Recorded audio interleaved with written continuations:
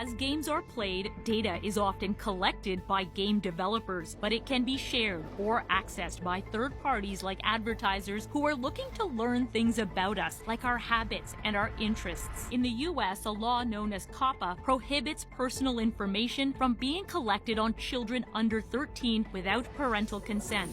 The global data broker market, which consists of thousands of companies collecting, analyzing, and selling consumer data, was valued at $562 billion last year. So when a company sells data, can anyone get their hands on it?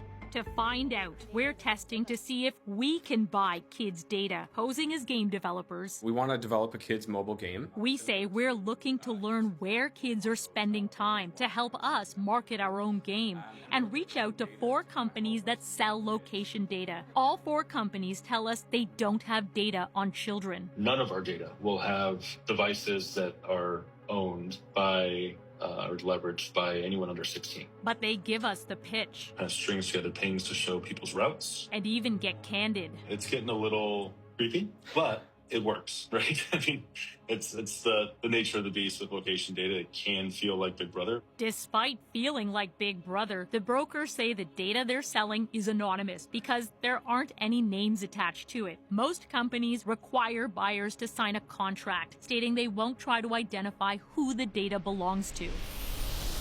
But we don't sign that contract and still obtain a sample of data from one of the companies. It contains 34 million location points for more than 700,000 devices over a 1-month period in late 2024. The data is concentrated to one district in East Toronto, and very quickly we find hundreds of data points at elementary schools. Zeroing in on one device, we can see that it arrives at an elementary school every day at 8:50 in the morning. Then it leaves at 3:15 in the afternoon. We watch as it gets on a bus or goes to a nearby convenience store. But more significantly, we see where it ends up at the end of the day. Home. So we're retracing that route, looking to find the person we already know so much about, to find out if it's a child.